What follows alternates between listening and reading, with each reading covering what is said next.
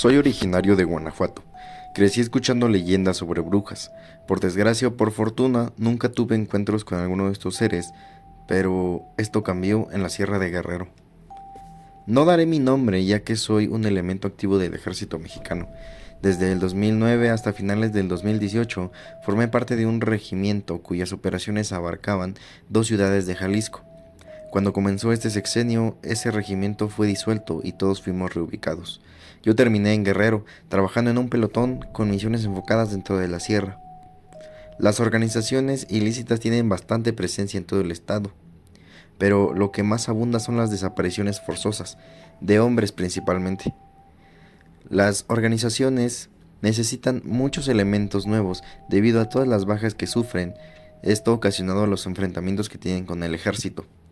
Así que reclutan a la fuerza a los varones de las comunidades indígenas, sobre todo las que están más cerca de la sierra.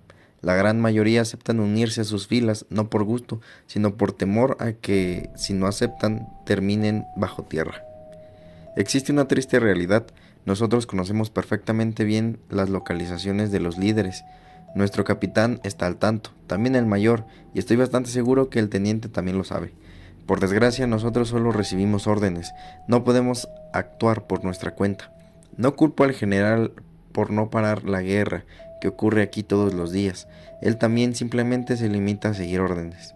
La situación en las comunidades indígenas es tan crítica que existen guerrillas de niños equipados, huérfanos cuyos padres fueron arrebatados por el crimen. La historia que quiero contar comenzó precisamente en una de las comunidades que son resguardadas por niños fuertemente equipados. Nos dirigíamos a quemar una zona de siembra bastante profundo en la sierra. Teníamos que pasar por esa comunidad. Cuando llegamos descubrimos que acababa de ocurrir un enfrentamiento entre la guerrilla ya antes mencionada y alguna célula de alguna organización delictiva. Había varias bajas. El líder de la guerrilla nos dijo que no habían podido abatir a ningún enemigo.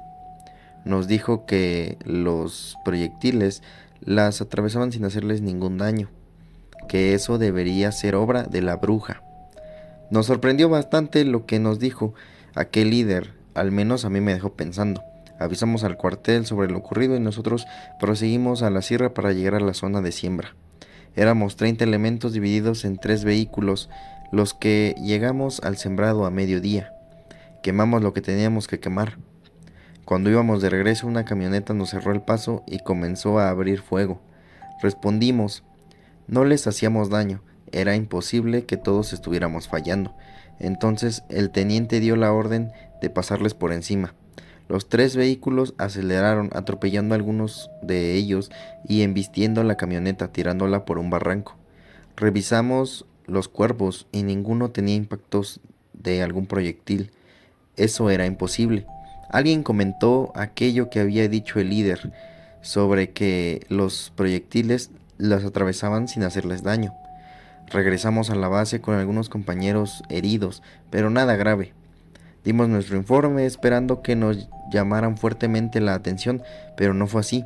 El coronel nos dijo que ya había recibido un par de reportes sobre situaciones peculiares con esta célula.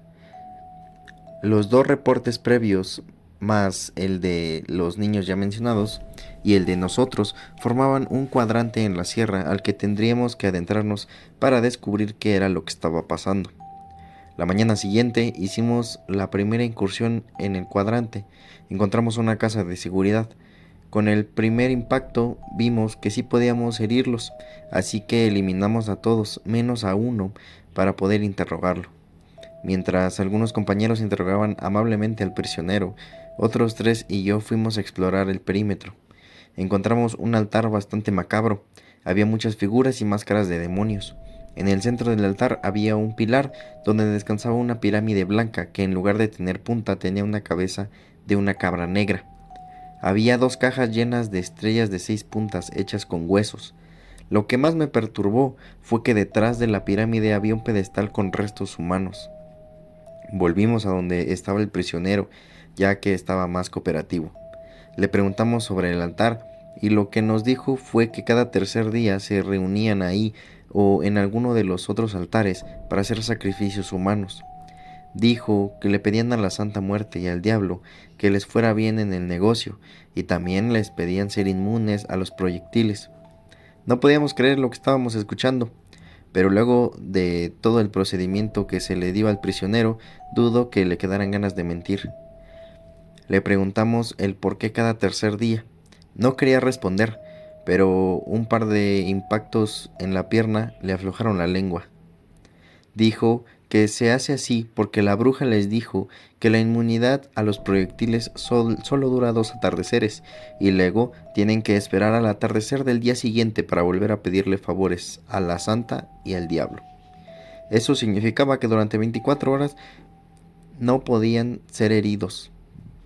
En ese momento informamos lo que habíamos descubierto y lo que el prisionero había dicho. El mayor dijo que al prisionero le sacáramos la ubicación de los otros altares y que después quemáramos el altar. Sobre el prisionero dijo que no era necesario que nos acompañara. Le sacamos la ubicación de otros 5 altares con sus respectivas casas de seguridad. Todas las locaciones estaban dentro del cuadrante que ya habíamos establecido. Al día siguiente, por la mañana, atacamos la segunda casa, pero no tardamos en darnos cuenta que nuestros proyectiles no surtían ningún efecto, así que mejor nos retiramos. Si lo que el prisionero nos había dicho era cierto, tendríamos que esperar a que pasara el atardecer del día siguiente para poder atacar. Así lo hicimos, fuimos en la noche, pudimos acabar con todos y quemar el altar. Al día siguiente por la mañana atacamos la tercera casa. Nos esperamos al anochecer del tercer día para atacar la cuarta casa y al amanecer la quinta. En cuanto llegó el atardecer, estuvimos esperando un ataque por parte de esta organización. El ataque nunca llegó. Era algo extraño. Nosotros al tercer día iríamos y destruiríamos su último altar. Lo más normal sería que nos atacaran en cuanto tuvieran la inmunidad de los proyectiles, pero nadie nos atacó. En la noche, llegó al cuartel un niño pidiendo hablar con el coronel.